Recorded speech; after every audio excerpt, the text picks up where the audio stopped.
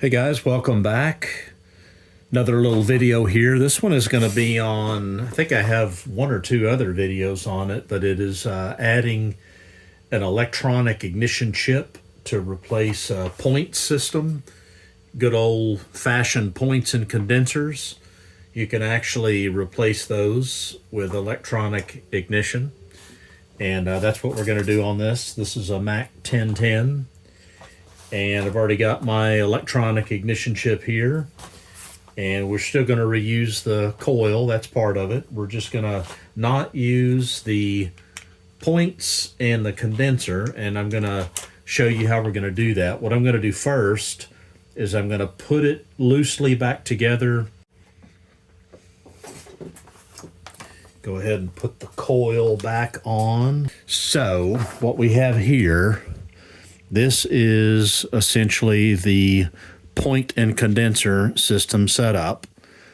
And the way that this works is the coil is an induction coil.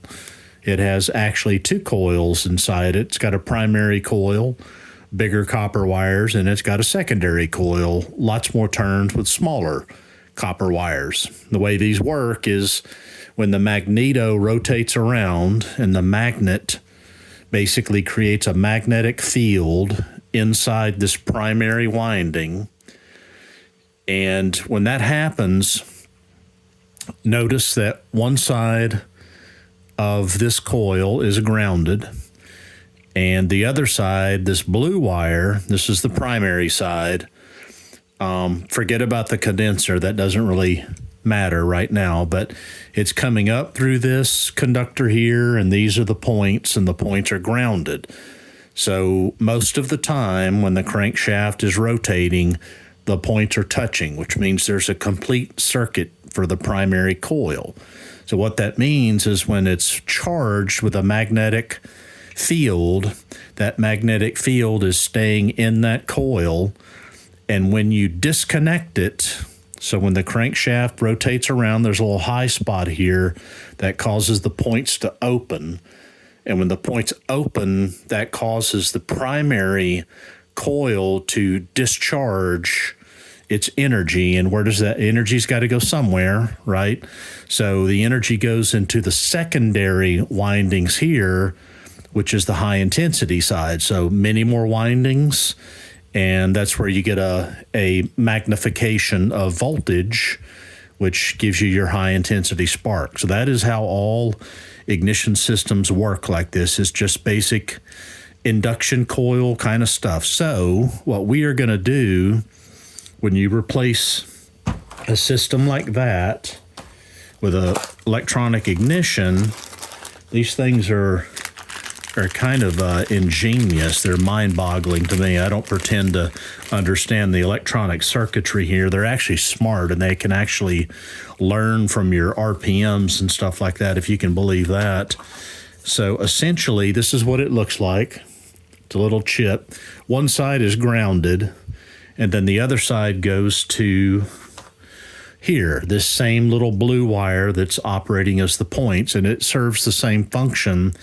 Is it's going to know exactly when to disconnect the ground so that the coil will discharge. So how it's able to figure that out is a miracle to me, because this has a mechanical signal when this is rotating, but all this signal has, it's actually picking up on feedback from when this coil is charging with a magnetic field. It can sense that, so it understands it, and it even understands the timing. But I'm not going to go into that because I'm not an expert on that. I just know that these work. I've used them, and this will be my, I think, fourth saw I've done this on now, so trust me, they do work. So what we're going to do is we're going to replace that, and I'm just going to show you kind of the pieces that we're going to take off and not use. Don't need the condenser anymore. I'm going to take these points out. Don't need the points anymore. I'm going to leave the housing and everything in here. I could continue to take all of this off, and that would be fine. But I'm just trying to leave as much in there as I can without getting into anything getting in the way. And then instead of having this little junction here with this screw, I'm going to take that off. I'm going to take this screw out. Well, I'll take it out later. It's giving me trouble. And where it comes over here and connects to this coil, I'm going to use one of these little connector wires that come with the kit. They come with a couple of different ones. And I'm going to just connect it from here over to the chip. And the chip is going to go right here. So basically, what it's going to look like in the end is really something kind of like this. You see that blue and red thing there that's going to the coil, and that's going to connect to one of these legs here. It's important which one. One is a, is a earth ground one way and one's the other way. And we're going to choose the typical one where it's a negative earth ground, if that makes any sense. But we'll connect it all, but it's essentially going to look like this. And one thing you want to be careful about is you want to make sure that when you put your magneto flywheel on here, that it's not going to hit this thing, that nothing's going to touch this and move it around. I've already checked that, and that's going to be okay. So that's what we're going to do, guys. So I'm going to go ahead and put all this together now. Okay, we got the chip on and went right back in the same place as the condenser. I did take a file and polished up all the little contact surfaces, including the chip, which is aluminum housing. And we do have the chip is basically loop grounded back to one of the legs. It's the top one, like you see in here, if that makes sense. You'll see in the instruction when you get it. And then the other leg is, I have it curly cued back in here just because that's the way I like to do things.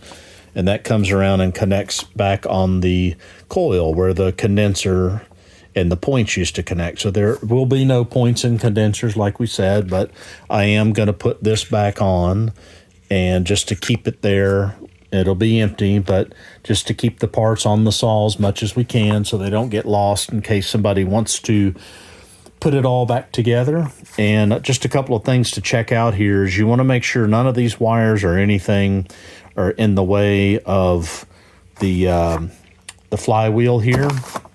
I'll put this on here.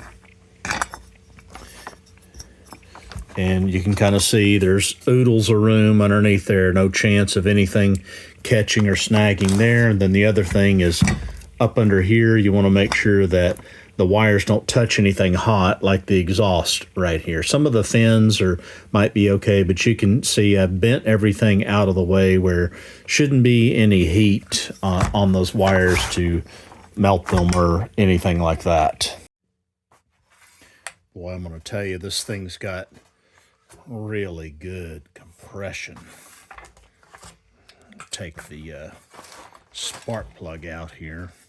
What we're going to do now is we're actually going to give the ignition a little bit of a test drive to make sure that this chip is working. So before we do that, we've got to loosen these bolts, and we're going to bring this coil in where it's just clearing that magneto. And that's generally going to be like a business card thin gap is typically what we do on these.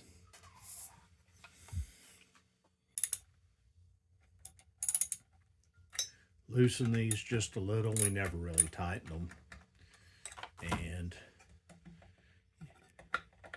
by default, they're going to come up and snug that.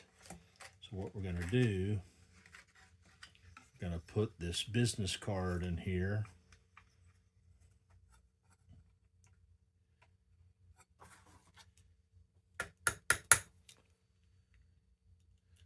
And we're going to tighten it up.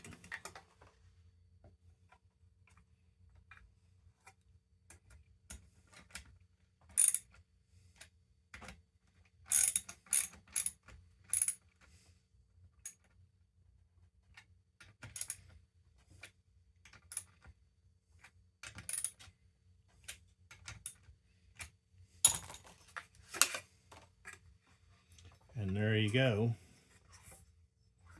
Perfect gap for the magneto.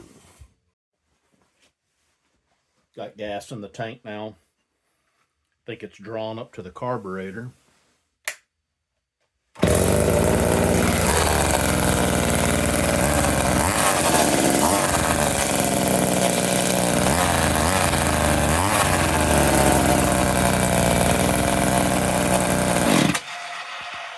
All right. Seems like it runs pretty good for a first go at it. We'll have to tune it tomorrow and put the chain on it.